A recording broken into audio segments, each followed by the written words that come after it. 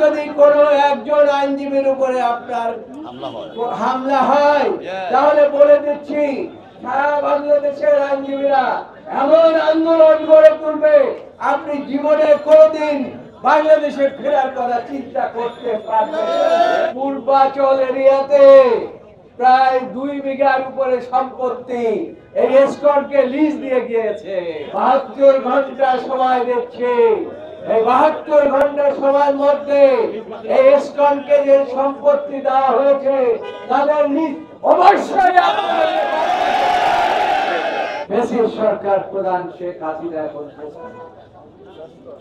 তিনি দিল্লিতে বসে বসে যখন তার দল দ্বারা কোনো কিছু হচ্ছে না, গণতন্ত্রের পথে যখন বাংলাদেশ এগিয়ে যাচ্ছে, আইনজীবীরা যখন মাঠে নামে তখন জানে শেখ হাসিনা যে সরকারের পতন হয়ে যায়, তাই তিনি আইনজীবীদের উপরে আক্রোশের বশবর্তী হয়ে যখন তার পেটুয়া বাহিনী দ্বারা পুংরা পুংরি দ্বারা কোনো কিছু করতে না পারছিলেন তখন লাগিয়ে দিয়েছেন এই এসকন বাহিনীকে। আমি খুব বেশি কথা বলতে চাই না। এই এসকন বাহিনী, আমি সরকারকে বলতে চাই আইনজীবীরা সবসময় গণতন্ত্রের জন্য, মানবাধিকারের জন্য এবং বাংলাদেশের স্বাধীনতা রক্ষার জন্য সবসময় দায়িত্ব পালন করেন। কালার এক্সপার্ট, জর্জ স্যাপ এবং মাইল্ড অন হ্যান্ডস টেকনোলজি সমৃদ্ধ অরিক্স ক্রিস্টাল ওয়াশ আপনার লন্ড্রি এক্সপার্ট।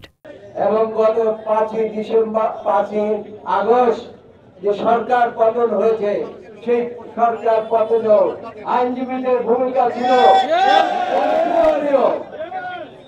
কাজেই আইনজীবীদের উপরেই আপনার সব আক্রোশ শেখ হাসিনা ওই দিল্লির বর্ষণে দিল্লিতে বসে বসে ওই আর এক দাঁড়িয়ালা কি জানি নাম মোদী সাহেবের সাথে আপনি বসে বসে ওখানে বসে ষড়যন্ত্র করেন আর আইনজীবীদেরকে হত্যা করেন।